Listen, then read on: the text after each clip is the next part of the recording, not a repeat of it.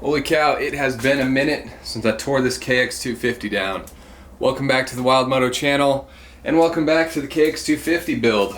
Last time I left you, we had a completely disassembled 2000 KX250. As of now, I've got, 90% of this parts in. So this is our parts pile, and I threw out probably the other half of it because we've got all new parts. This seat might even be going as well. The wheels, did a little further disassembling.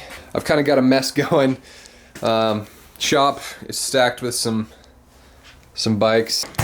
This is the a tank of a bike, 86 Honda XR 600. Monster of a bike. Looking to maybe probably daily that during the summer since I don't have a street bike anymore. Sold them all. First off, let's see how many of these spokes that we can strip. Let's get to it. So I just stripped out every single one of these. So we're going to plan B.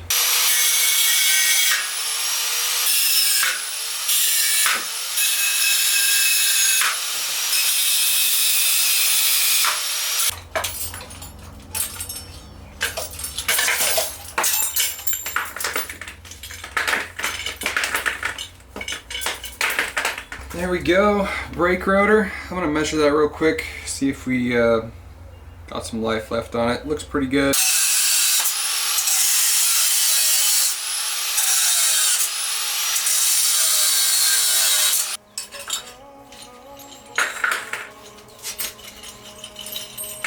So we got our hubs. I'll pull the bearings later.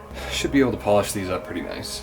Next, we're gonna move on to this just crusty swing arm.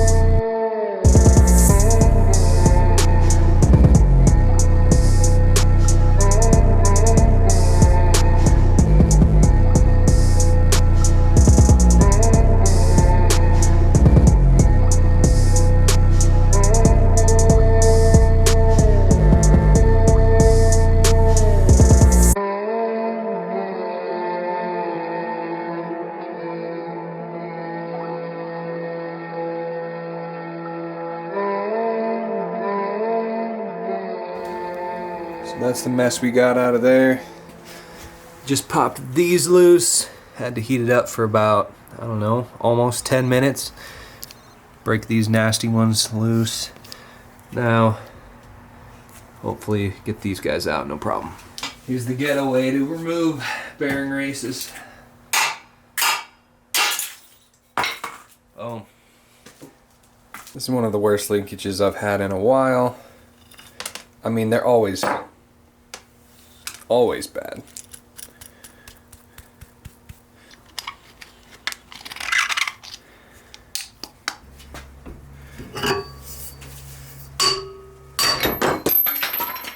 Fucking boom. Look how mangled that thing was. Thing was long gone.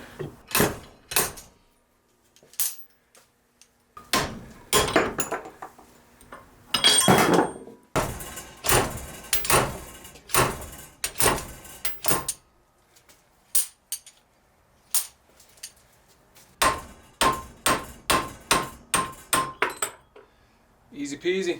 So we got some aluminum parts here. I think the only other thing, like engine mounts and radiators. I'm looking a little light on the old buffing wheel there, so I have to order a new one of those. Should be able to get casting marks. Fuck, that's still hot. It's been like half an hour. Anyway, casting marks on right down the middle. Be able to get rid of those. This guy cleaned off all the dirt. Should be able to smooth those out. I think I ordered a primary drive, one of these guys, so we're not going to be using that one. Throw some stuff on the old Dremel over here and see what all I can do on the hub. Hopefully it turns out decent.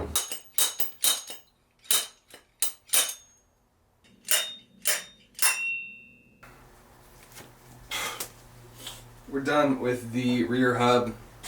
I'd recommend wearing a frickin' respirator or a mask. I'm sure I still got shit all over my face, but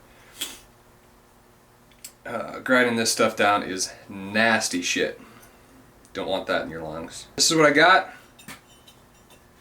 Obviously, getting it all dirty with my hands. Pretty consistent finish. Obviously, if you look super close, you can kind of see the inconsistencies. I spent a good amount of time just softening all these casting marks.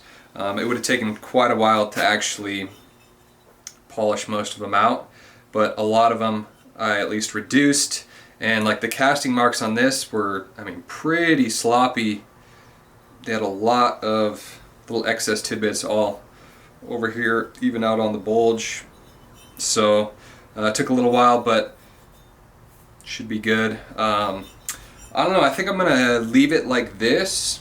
Pick yourself up a Dremel and a couple Scotch-Brite wheels, some wire wheels. You can do all that for, I don't know, probably a little over $100, I think. I mean, if you find one of those Dremels on sale, you can probably pick them up for like 50. I'll try and link them down in the description. In a bit, I'm going to just install the new bearings in here. Pretty simple. Just lube them up, tap them in, make sure they go in nice and straight. So here we've got our hubs. Not bad. Just fingerprints all over them. I'll show you what we got going on for the wheel setup. Some freshies. Warp 9 front, and then the rear we're changing it up. We're going to an 18. Make this a little better for the trail. Got some cheap tires, but they actually ride pretty good. Tusk Fatty Enduro for the rear, 110, 118. This is the Tusk Recon. I believe it's just the Tusk Recon front, 80, 100, 21. So I went ahead and threw together this rear wheel. This is just loosely put together. Looks pretty good though, huh? We will balance these at a later time. I've got a new rim lock, and I've got new heavy duty tube, as well as, you know, new rim strip, all that good stuff. We'll be putting that all together after we get these ballasts and trued. Wheel set all completed. Everything's just hand tight, but damn, those are gonna look good.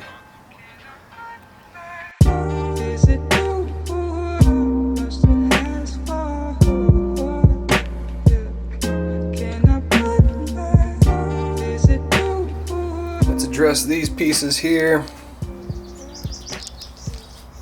Decent condition, scratched up, obviously all casting lines still there. These pieces are very easy because they're both flat. You can really polish those guys up. So I'm gonna hit those with a couple different things. Here we go, all polished up.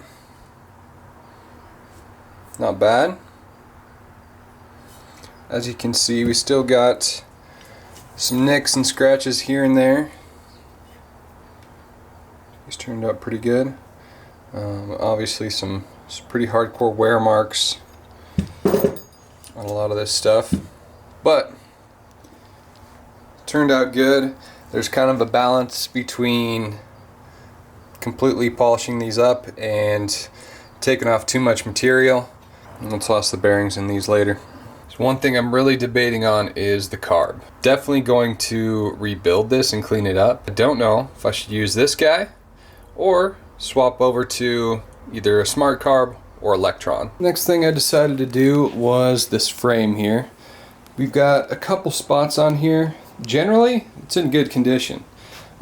We just have, like, up top here, we just have wear marks from cables, kind of on the inside here, plastics, and maybe gas tank, airbox, just spots that are general wear marks. Down here, same thing with some cables, and then kind of our mounting points.